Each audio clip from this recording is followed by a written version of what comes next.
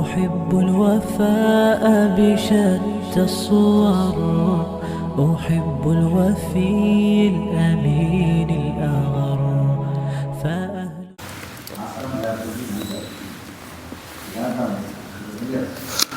أعوذ بالله من الشيطان الرجيم. بسم الله الرحمن الرحيم. قال سننظر أصدقت أم كنت من الكاذبين اذهب بكتابي هذا فألقه إليه ثم تول عنهم فانظر ماذا يرجعون. قالت يا أيها الملأ إني ألقي إلي كتاب كريم إنه من سليمان وإنه بسم الله الرحمن الرحيم ألا تعلوا علي فأتوني مسلمين. قالت يا أيها الملأ أفتوني في أمري ما كنت قاطعة أمرا حتى تشهدون. قالوا نحن أولو قوة وأولو بأس شديد والأمر إليك فانظري ماذا تأمرين. قالت إن الملوك إذا دخلوا قرية أفسدوها وجعلوا أعزة أهلها أذلة وكذلك يفعلون. وإني مرسلة إليهم بهدية فناظرة بما يرجع المرسلون. فلما جاء سليمان قال أتمدونني بمال فما آتاني الله خير مما آتاكم بل أنتم بهديتكم تفرحون. ارجع إليهم فلنأتينهم بجنود لا قبل لهم بها ولنخرجنهم منها أذلة وهم صاغرون. قال يا أيها الملأ أيكم يأتيني بعرشها قبل أن يأتوني مسلمين. قال عفريت من الجن أنا آتيك به قبل أن تقومك من مقامك وإني عليه لقوي أمين. صدق اللہ العظیم. اس سے پہلے رکوع کے اندر اللہ تبارک و تعالیٰ نے چونٹی کا تذکرہ کیا اور اس کے بعد میں ملکہ سبا کا تذکرہ آیا کہ ہدہد پرندے کی غائب ہونے کی وجہ جب سلیمان علیہ السلام نے معلوم کی تو پرندے نے کہا آپ عذاب دینے میں سزا دینے میں جلدی نہ کریں بلکہ ذرا احتیاط کریں، میری بات بھی سن لیں میں کس وجہ سے غائب ہوا تھا. تو پھر اس نے غائب ہونے کی وجہ بتائی کہ میں ایسے ہی نکل گیا سیر و تفریح کے لیے یا اڑتے اڑتے تو میں چلتا چلتا چلا گیا تو میں نے دیکھا ایک جگہ دور دراز علاقے میں ایک عورت حکومت کرتی ہے اور وہ لوگ اللہ کو چھوڑ کر سورج اور دیگر چیزوں کی پوجا کرتے ہیں، پرستش کرتے ہیں. میں اس کی خبر لایا ہوں. جب سلیمان علیہ السلام کے بعد بتائی گئی تو سلیمان علیہ السلام نے کہا میں تحقیق کروں گا، اگر تو سچا رہا تو ٹھیک ہے ورنہ پھر تجھے سزا دی جائے گی. تحقیق کیسے؟ سلیمان علیہ السلام نے کہا کہ میں کسی کو بھیجوں گا تاکہ وہ جا کے دیکھ کے آئے کہ واقعی یہ خبر سچی بھی ہے یا اپنے آپ کو بچانے کے لیے جھوٹی خبر دی جا رہی ہے. اسی کا تذکرہ ہو رہا ہے. قال سلیمان علیہ السلام نے کہا سننظر اصدقت ام کنت من الکاذبین، ان قریب میں تصدیق کروں گا کہ تو سچا ہے یا جھوٹا ہے. اس کی ترکیب یہ بھی بنائی. بعض علماء فرماتے ہیں اذهب بکتابی هذا فألقه الیہ ثم تول عنہم فانظر ماذا یرجعون. سلیمان علیہ السلام نے خط لکھا اور کہا کہ یہ خط لے جاؤ فَأَلْقِهْ إِلَيْهِ اور اس کے پاس دے کر آؤ، ڈال کر آؤ. ثُمَّ تَوَلَّ عَنْهُمْ پھر اس کے بعد تھوڑی دور ہٹ جانا، یعنی وہیں پر رہ کر دیکھنا. فَانْظُرْ مَاذَا يَرْجِعُونَ کہ اس کا کیا ریئیکشن ہوتا ہے، یعنی اس کا کیا رد عمل ہوتا ہے. سب سے پہلے خط لے جاؤ، پھر اس کے بعد میں اسی جگہ تھوڑی دیر ہٹ کر ٹھہرنا اور دیکھنا کہ اس خط کو دیکھنے کے بعد میں اس کا کیا رد عمل ہوتا ہے. پہلے زمانے میں بھی خط و خطابت کے ذریعے سے بادشاہوں کے دربار میں دعوت دی جاتی تھی اور اس پر سلیمان وقت کے نبی کا مہر ہوتا تھا. نبی صلی اللہ علیہ وسلم نے بھی اس عمل کو کیا ہے کہ بادشاہوں کے پاس خطوط بھیجے. نبی علیہ السلام نے اپنی مہر لگا کر صحابہ دور دراز کے علاقے گئے ہیں اپنے خطوط کو لے کر. جہاں سے موافق جواب آتا یعنی خط کا جواب ہاں میں آتا تو پھر وہ ایمان میں شامل ہو جاتے، اور جہاں سے خط کا جواب نہیں آتا بلکہ صحابہ کو شہید کر دیا جاتا پھر جنگ ہوتی صحابہ اکرام کے لشکر تیار ہو کر اس طرف جاتے، مگر افسوس کہ آج یہ کہا جاتا ہے کہ دین کی محنت خط و خطابت کے ذریعے سے نہ کی جائے، نہیں کی جا سکتی جب تک انسان مکمل اللہ کے راستے میں نہ نکل جائے۔ یہ بہت غلط بات ہے۔ خط و خطابت بھی دین کا حصہ ہے، اور اس سے پہلے جو دین پھیلا ہے وہ خط و خطابت کے ہی ذریعے سے دین پھیلا ہے۔ اللہ حفاظت فرمائے ایسی باتوں سے۔ تو پھر سلیمان علیہ السلام نے خط دے کر بھیجا، اور یہی خط بنا ملکہ سبا کے ایمان لانے کا، یہی خط بنا ہے۔ قالت، جب حدود پرندہ لے گیا تو ملکہ سبا آرام کر رہی تھی۔ بڑا محل تھا اس کا، بہت بڑا محل تھا، اور اس کا بہت بڑا تخت تھا، ہیرے جواہرات اور موتیوں سے جڑا ہوا تخت تھا، کیونکہ عورت تھی، سونا چاندی ہیرے جواہرات ان کی شوقین کی چیزیں ہوتی ہیں، تو پھر انہوں نے تخت کو بھی ویسے ہی سجایا تھا۔ وہ آرام کر رہی تھی، بہت زیادہ خطرناک پہرے تھے، کیونکہ ملکہ تھی اور ان کے والد جن تھے، تو بہت سارے اعتبار سے پہرے دینے والے تھے ان کے پاس میں۔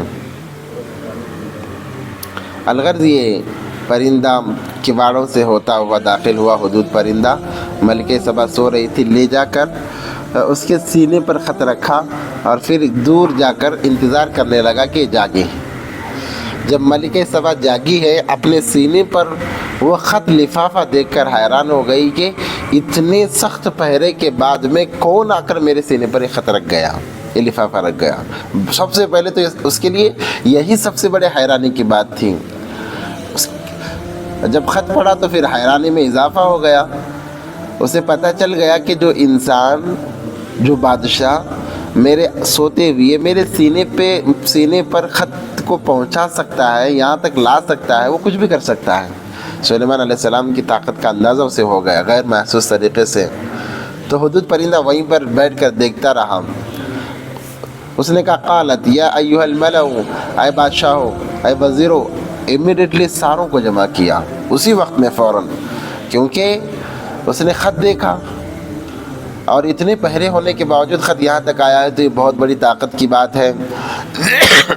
فوراً جمع کیا، یا ایھا الملأ انی القی الی کتاب کریم، ایک بابرکت خط میرے پاس آیا ہے۔ یہ الفاظ تھے اس کے، یعنی میرے پاس القاء کیا گیا ہے کتاب کریم، بہت مہربان یا بابرکت خط میرے پاس القاء کیا گیا ہے۔ اور وہ خط کس کی طرف سے ہے؟ انہ من سلیمان، وہ خط سلیمان علیہ السلام کی طرف سے ہے۔ وَإِنَّهُ بسم اللہ الرحمن الرحیم، اور شروع کرتا ہوں اللہ کے نام سے جو بڑا مہربان نہایت رحم والا ہے۔ یہ ابتدا ہے۔ اس سے علماء اکرام نقطہ نکالتے ہیں کہ خط و خطابت کچھ بھی لکھنا ہے تو سب سے پہلے اللہ کے نام سے شروع کرنے چاہیے، یا تو بسم اللہ الرحمن الرحیم لکھیں یا پھر بسم اللہ لکھیں۔ الغرض ابتدا بسم اللہ سے ہونی چاہیے۔ مگر آج کل دیکھا جاتا ہے کہ بسم اللہ ایک تو یہ قرآن کی آیت ہے اور اللہ کا نام اس کے اندر ہے، رحمان و رحیم، یہ دو صفات اعلیٰ ہیں اللہ کے۔ رحمان یہ عام ہے ہر ایک کے لیے، ہندو، مسلم، سکھ، عیسائی، تمام دنیا کے لیے رحمان عام ہے، رحیم خاص ہے۔ رحمان والی صفت یہ رحمان والی صفت دنیا کے لیے ہے، رحیم والی صفت خاص ہے قیامت میں صرف مسلمانوں کے لیے، ایمان والوں کے لیے۔ تو یہ مقدس نام ہے۔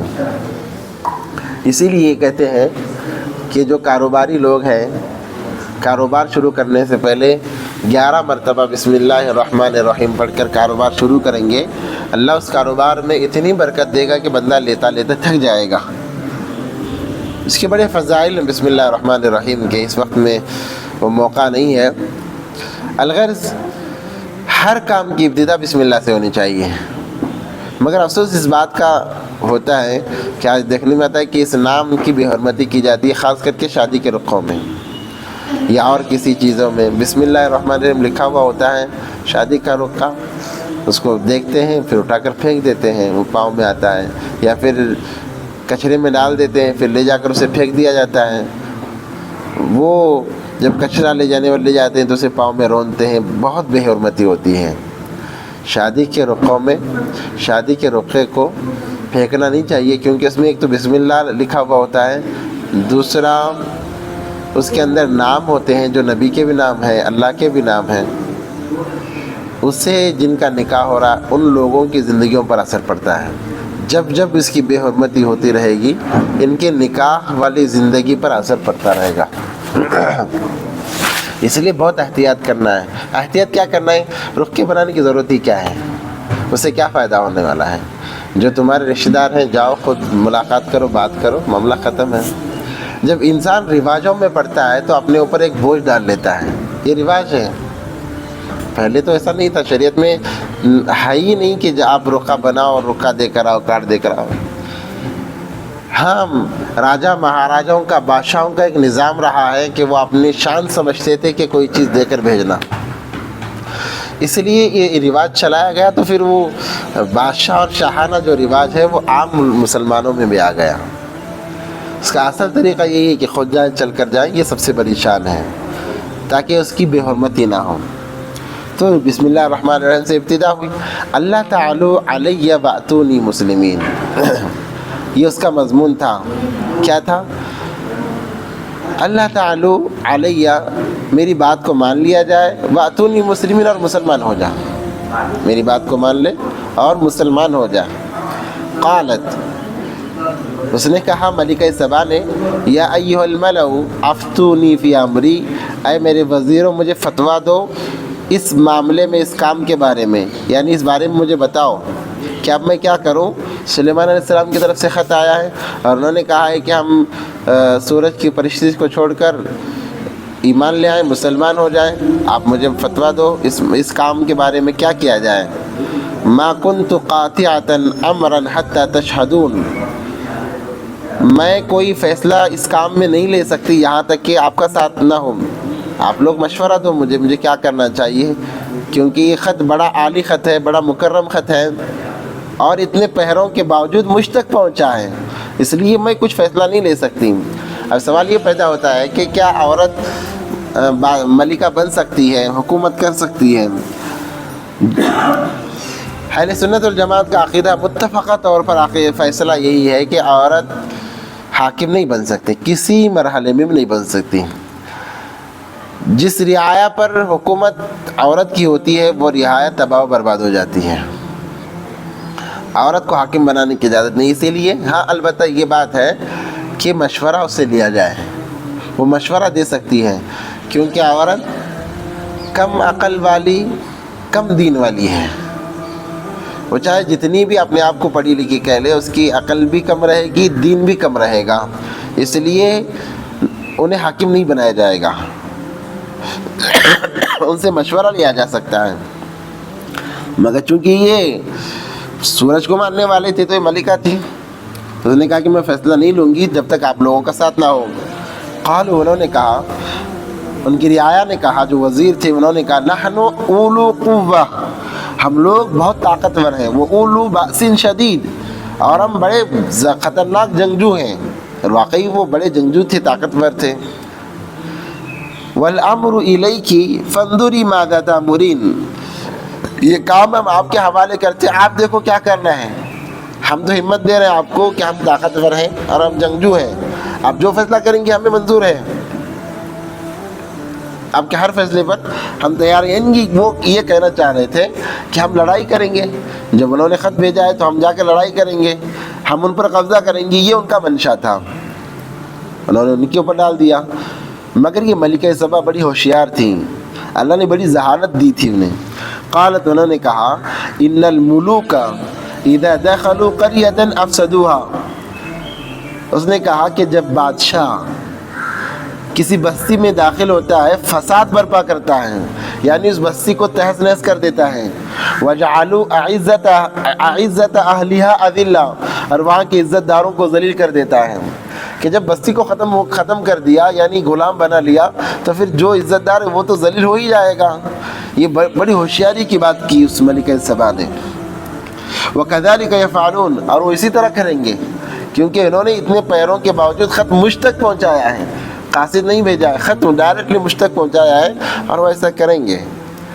اسی لیے کہا جاتا ہے خوابوں کی تعبیر میں، کسی کے خواب میں اگر بادشاہ آ جائے تو یہ اس کے لیے خطرے کی علامت ہے۔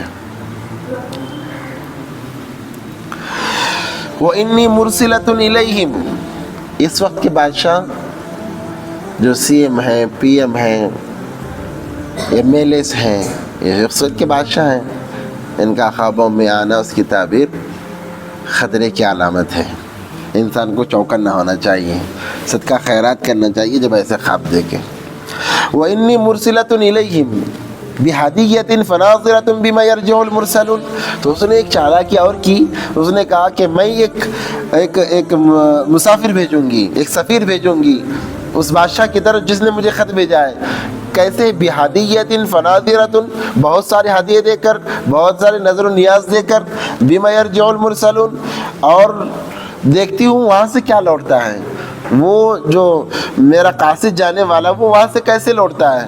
اور اس نے بہت ساری باندیاں، غلام، ہیرے جواہرات، سونا چاندی، بہت ساری چیزیں دے کر سلیمان علیہ السلام کے پاس دیکھنے کے لیے بھیجی۔ کیا یہ مال کا لالچی بادشاہ تو نہیں ہے؟ دیکھنا چاہتی تھی۔ فلما جاء سلیمان قال اتمدوننی بمال فما آتانی اللہ خیر مما آتاکم، جب سلیمان علیہ السلام کے پاس میں وہ قاصد آیا بہت سارے ہدیے تحفے لے کر، قال سلیمان علیہ السلام نے کہا اتمدوننی بمال، تم میری مال کے ذریعے سے مدد کرنا چاہتی ہے، یعنی تمہاری ملکہ میں مال کے ذریعے سے مجھے خریدنا چاہتی ہے یہ سمجھو، یا پھر میری مدد کرنا چاہتی ہے۔ فما آتانی اللہ، اللہ نے مجھے وہ عطا کیا ہے، یعنی خیر مما آتاکم، اس سے بہتر عطا کیا ہے جو تمہاری ملکہ کو اللہ نے عطا کیا ہے، اللہ نے مجھے اس سے زیادہ دیا ہے۔ سلیمان علیہ السلام کی حکومت تو ساری مخلوقات پر تھی۔ بل انتم بہدیتکم تفرحون، بلکہ تمہارے ہدیے خوش رہو، لے جا کر واپس کر دیے، پورے ہدیے واپس کر دیے، کہا کہ تم اور تمہارے ہدیے خوش رہو۔ ارجع الیہم فلنأتینہم بجنود، کہا کہ لوٹ جاؤ ان کی طرف، فلنأتینہم عن قریب، میں ایک لشکر تیار کروں گا، زبردست لشکر، بجنود لا قبل لہم، لا قبل لہم بہا ولنخرجنہم، وہ ایسا لشکر ہوگا، اس سے پہلے ایسا لشکر تیار نہیں ہوا ہوگا، ولنخرجنہم منہا، اور انہیں وہاں سے نکال دیا جائے گا جس جگہ یہ حکومت کر رہے ہیں، اذلۃ، ذلت کے ساتھ، ہم صاغرون، اور وہ کچھ نہیں کر سکیں گے، نکال دیے جائیں گے وہاں سے۔ قال، اس نے کہا یا ایھا الملأ ایکم یاتینی، سلیمان علیہ السلام نے کہا یا ایھا الملأ ایکم یاتینی بعرشها قبل ان یاتونی مسلمین، سلیمان علیہ السلام نے اپنی رعایا سے کہا، یعنی جنات سے کہا ایکم یاتینی بعرشها، کون اس کا تخت میرے پاس لائے گا اس کے یہاں آنے سے پہلے پہلے۔ خبر دی گئی کہ وہ ملکہ خود آنا چاہتی ہے۔ جب آنے کی خبر ملی، سلیمان علیہ السلام نے کئی میل راستے کو سونے کا راستہ بنا دیا، یعنی دونوں طرف سونے چاندی سے راستے کو مزین کر دیا، اور ہیرے جواہرات کے انبار لگا دیے تاکہ اسے پتہ چلے کہ میں ان مال و دولت کا لالچی نہیں ہوں۔ اور کہا کون ہے جو اس کا تخت، اسے اپنے تخت پر بڑا ناز تھا، تو پوچھا کون تخت لائے گا، قبل ان یاتونی مسلمین، وہ اس کے میرے پاس آنے سے پہلے پہلے۔ قال عفریت من الجن، ایک جن تھا، عفریت جن جسے کہتے ہیں، ایک جن تھا من الجن، اس نے کہا انا آتیک بہ قبل ان تقوم من مقامک، میں وہ تخت، اور تخت بہت بڑا تھا، جیسے سلیمان علیہ السلام کا تخت بڑا تھا، کہتے ہیں کہ اس کا تخت بھی بڑا مزین اور خوبصورت اور بہت بڑا تھا۔ اس نے کہا کہ میں وہ تخت لے آؤں گا آپ کے اٹھ کر دوسری جگہ جانے سے پہلے پہلے، آپ مجھے اجازت دیں میں لے لاؤں گا، جنات کے لیے آسان ہے۔ وَإِنِّي عَلَيْهِ لَقَوِيٌّ أَمِينٌ، اور میں اس پر طاقت رکھتا ہوں امانت داری کے ساتھ میں، وہ تخت یہاں پر اتنے وقت میں کہ آپ اپنی جگہ بدلنے سے پہلے پہلے میں وہ تخت لاؤں گا، اور میں طاقت رکھتا ہوں۔ قال، سلیمان علیہ السلام نے کہا الذی عندہ، نہیں قال، اور ایک جن تھا۔ یہ جب بات سنی سلیمان علیہ السلام نے کہا کہ نہیں، مجھے اور جلدی چاہیے، مجھے اور جلدی چاہیے۔ قال، دوسرے جن نے کہا الذی عندہ علم من الکتاب، جس کے پاس اسماء حسنہ کا تفسیر مظہری کے مطابق اسماء الحسنی کا علم تھا. بعض کہتے ہیں کہ وہ عالم تھا, اللہ نے کتاب کا علم اسے دیا تھا اس جن کو. انا آتیک بہ قبل ان یرتد الیک طرفک فلما رآه مستقرا عنده قال هذا من فضل ربي ليبلوني أأشكر أم أكفر ومن شكر فإنما يشكر لنفسه ومن كفر فإن ربي غني كريم.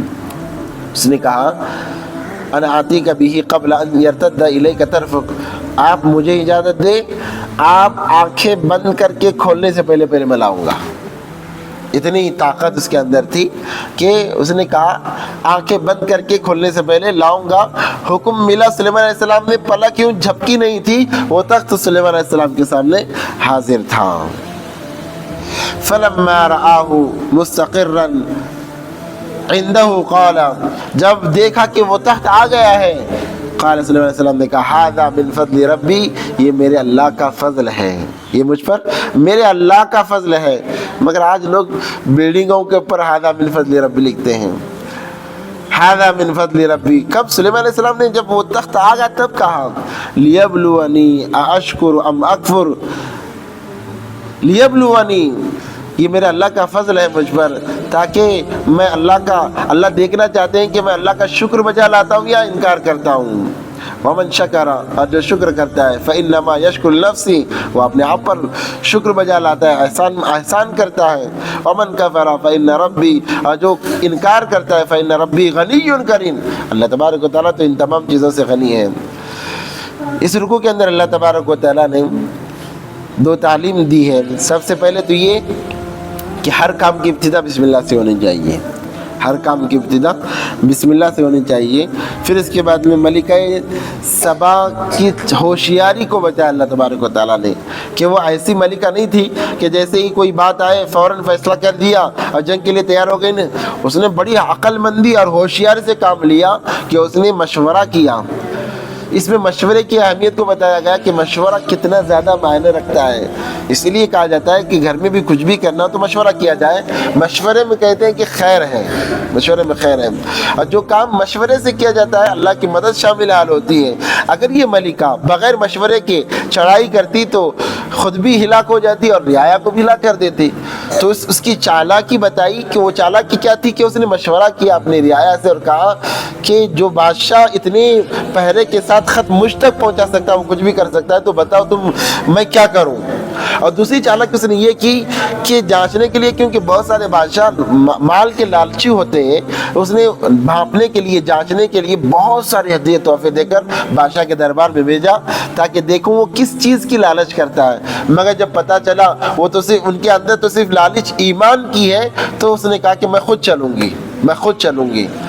اور چلنے کا اس نے ٹھانا. یہ اس کی ہوشیاری اور عقل مندی کی داد دینی پڑے گی, اور اللہ نے اس کو باقاعدہ بیان کیا ہے کہ ایسا ہوشیاری سے انسان کو کام لینا چاہیے کہ خود کو بھی نقصان نہ ہو اور اپنی رعایا کو بھی نقصان نہ ہو. اور اس کے بعد میں دوسری بات یہ کہ جس کے پاس علم ہوتا ہے اللہ کی طرف سے غیبی طاقت اس کے ساتھ جڑی ہوئی ہوتی ہے.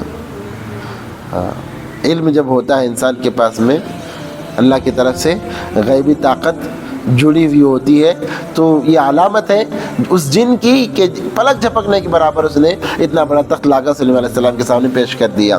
اللہ سے دعائیں کہ اللہ ان باتوں پر عمل کی توفیق عطا فرمائے.